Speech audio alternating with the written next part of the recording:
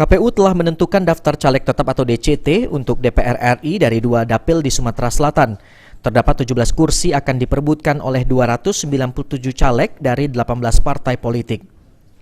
Pada Pileg 2019, Partai Amanat Nasional Topan, Dapil Sumatera Selatan meraih 2 kursi mewakili Sumsel di DPR RI.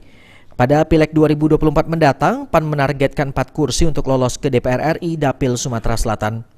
Untuk hal tersebut, di Dapil 1 PAN memiliki 2 caleg unggulan, sementara di Dapil 2 memiliki 3 caleg unggulan untuk bersaing memperebutkan kursi di DPR RI.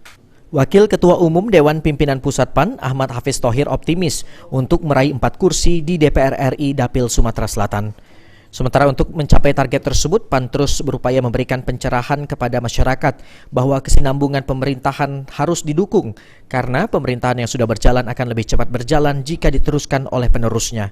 Apakah ada target penambahan juga Pak untuk ya, kita ingin dapil 2 itu 2 kursi, dapil 1 kita masih berupaya untuk mencapai 2 kursi juga.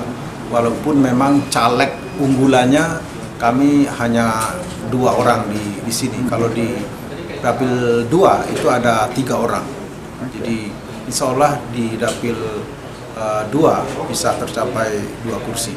Jadi ada penambahan 2 kursi Pak ya untuk di insya Allah ya, minimal 1 kursi tambahan. Untuk upaya sendiri Pak yang kita lakukan untuk menambah kursi itu apa? Ya, kami terus memberikan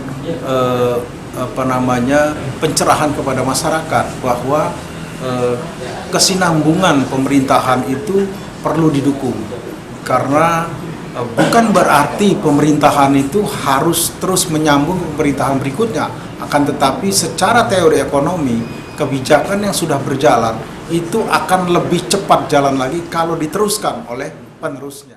Eki Saputra, PAL TV.